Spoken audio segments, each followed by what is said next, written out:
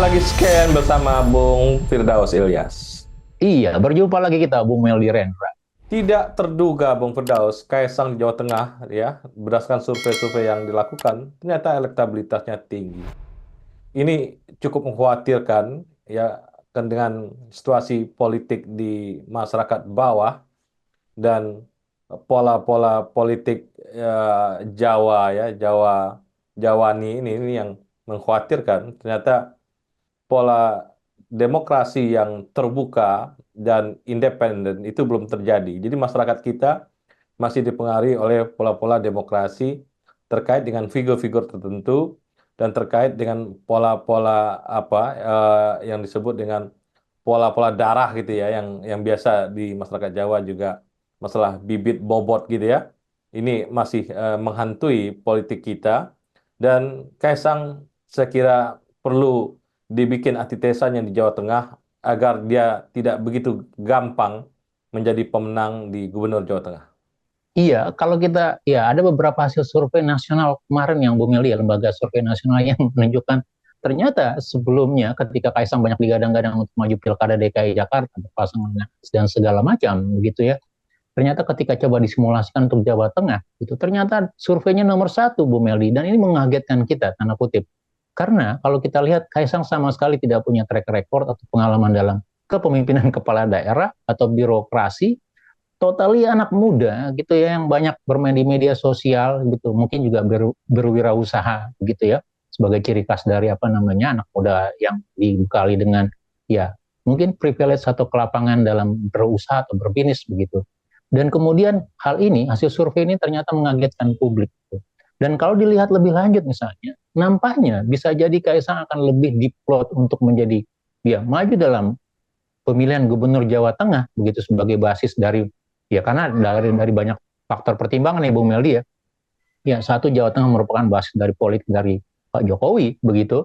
Kemudian yang kedua juga sebagai bagian dari semacam fight back untuk melihat gitu ya sebagai apa namanya keberhasilan dalam menguasai kandang banteng di sana begitu. Karena kalau kita lihat kan dalam beberapa periode ini Jawa Tengah merupakan daerahnya PDIP gitu ya, baik itu gubernurnya atau banyak sekali daerah kepala daerah untuk tingkat 2 itu berasal dari PDIP gitu. Jadi saya pikir ini sebagai semacam kelanjutan dari Pilpres kemarin begitu.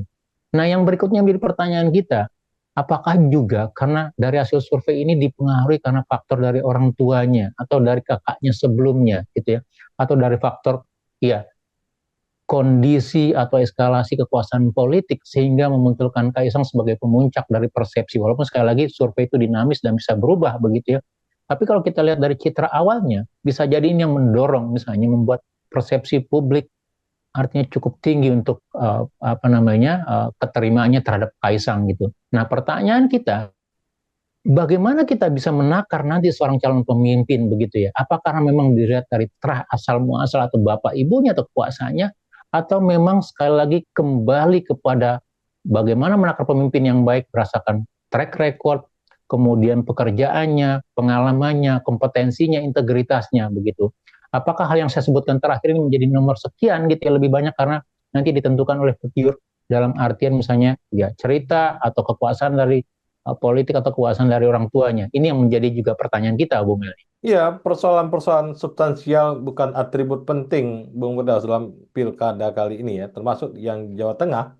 Atribut yang paling besar pengaruhnya itu adalah kesukaan orang terhadap figur-figur tertentu, dan juga akhirnya popularitas menjadi penting gitu ya. Apakah popularitasnya terkait dengan masalah apakah dia punya kompetensi apa tidak, itu tidak terkait ternyata. Dan tentunya demokrasi ke depan itu kita butuh mengkaitkan itu. Nah, peran peran dari media massa sebagai yang mencerdaskan kehidupan bangsa ini di sini perlunya ya, itu dia memberikan sebuah opini-opini tentang figur-figur tertentu secara gamblang gitu, agar dia bisa mendidik masyarakat secara politik bahwa atribut disuka itu, popularitas itu tidak terlalu penting, tapi yang paling penting adalah kompetensi dia atau latar belakang dia untuk mengelola sebuah provinsi, sehingga indikator-indikator baik di provinsi itu menjadi makin naik, Bung Pedas. Iya, betul. Jadi kalau kita lihat dari sisi ini ada semacam ancaman, tantangan untuk sisi demokrasi. Sebenarnya dalam konteks demokrasi hanya sisi prosedural ya. Yang jadi persoalan adalah isu pokok di dalam masyarakat. Baik itu bicara tentang kesejahteraan, keadilan, pendidikan, kesehatan, begitu hajat hidup orang banyak begitu. Nah, kalau kita lihat dari ini, nampaknya gitu, baik itu lembaga konsultan politik, lembaga survei, termasuk juga media massa. Dan saya lihat memang seperti betul sekali yang dikatakan oleh Bung Meldi gitu. Media massa kita juga nampaknya larut dalam semacam euforia bahwa popularisme gitu atau kesukaan orang menjadi nomor satu, walaupun sekali lagi popularisme itu tidak berimplikasi gitu kepada kompetensi atau kemampuan atau program kerja begitu. Nah, mau tidak mau media massa, masyarakat sipil atau akademisi juga memberikan semacam tantangan atau challenging untuk apa namanya arus arus populis ini begitu. Jadi kalau kita lihat apakah betul seorang yang memang dianggap populer atau mewakili dari terah tertentu yang dianggap bapaknya disuka publik misalnya, itu juga memiliki kemampuan yang sama atau memang memiliki background kemampuan yang cukup misalnya. Apakah dengan latar belakang ini kita cukup menilai seseorang gitu ya, tapi juga melupakan dari sisi kompetensi atau latar belakang atau kemampuannya atau profesionalismenya begitu, termasuk dalam misi visi atau program kerja begitu. Karena sekali lagi dalam konteks pemimpin atau kepala daerah, termasuk pemimpin nasional, presiden misalnya, yang kita telan nanti bukanlah janji dari atau latar belakang siapa bapaknya, tapi yang akan kita terima adalah program-program atau tindak tanduknya sebagai pemimpin gitu, dalam hari per hari, bulan per bulan, 5 tahun ke depan. Apakah tindak tanduknya, program kerjanya menunjukkan kompetensi, keberpihakan kepada publik atau tidak? Apakah isu-isu yang menjadi persoalan di Jawa Tengah misalnya kalau kita bicara Kaisang begitu itu bisa diselesaikan atau direncanakan dalam perbaikan oleh seorang Kaisang atau figur yang lain misalnya. Jadi saya pikir itu yang pertama. Yang kedua tentu kalau kita lihat dari calon-calon yang lain begitu, baik dari partai-partai yang ada terutama PDIP misalnya atau partai yang belum bergabung dalam koalisi Indonesia Maju KIM begitu sebagai bagian transaksi misalnya gitu, juga harus memunculkan gitu ya, kandidat yang memiliki visi misi, tantangan-tantangan atau program-program yang juga berujung kepada kepentingan masyarakat di sana begitu. Kalau ini dilakukan, kita akan menemukan semacam antitesa dari sisi popularisme atau berhadapan dengan kira-kira persoalan-persoalan realita, termasuk tawaran-tawaran solusi yang diberikan oleh kandidat yang lain gitu. Dan di sini kita mengajak publik gitu ya untuk mengasah logika, mengasah nilainya, mengasah pilihan-pilihannya. Mana yang akan dipilih, mana yang akan dipertaruhkan begitu ya. Apakah hanya sekitar cerita popularitas, tapi juga berhadapan dengan persoalan-persoalan ke depan yang akan mereka jadi tantangannya, Bung Meldi. Ini cerita lama, Bob Das ya. Perjuangan pendiri-pendiri bangsa kita di masa lalu untuk pendidikan politik ya. Ini kan sampai sekarang sampai udah berapa tahun, puluhan tahun kita merdeka itu belum selesai ternyata. Jadi pendidikan politik ini ujung tombaknya adalah kader-kader partai politik di bawah ya, yang berusaha mengobrol atau berbicara atau berdiskusi dengan rakyat paling bawah dengan bahasa rakyat gitu ya. Begini loh cara memilih seorang kepala desa, bupati atau sampai ke apa gubernur dan juga presiden. Ini loh yang paling penting ini. Jadi diskusi itu yang tidak terjadi di bawah dan ini selain tadi saya cerita tentang media massa, kader-kader paling bawah juga punya peran untuk mencerdaskan atau melakukan pendidikan politik di akar rumput, Bung Das. Iya, betul. Instrumen partai politik sebagai basis ya pendidikan atau basis yang paling dekat dengan publik itu harus digerakkan begitu. Jadi saya lihat apa bagian dari proses ya demokrasi memang di setiap fase, di setiap era dari dulu juga menghadapi tantangan begitu ya, termasuk dalam pergerakan politik di beberapa negara begitu. Ketika dalam sisi apa namanya tantangan-tantangan itu semakin muncul gitu ya, maka tidak mau juga harus ada semacam gerakan yang terus menjaga arah kemana ini akan dijalankan.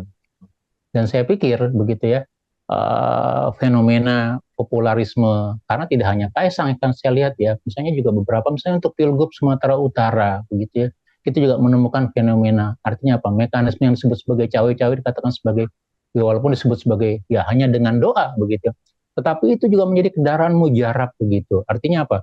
Orang tidak lagi malu atau tidak lagi misalnya mengatakan agak risih mengatakan oh iya ini kan saya lakukan karena mumpung gitu ya saya masih punya tanda kutip privilege gitu ya, entah kekuasaan atau backup di belakang sana begitu.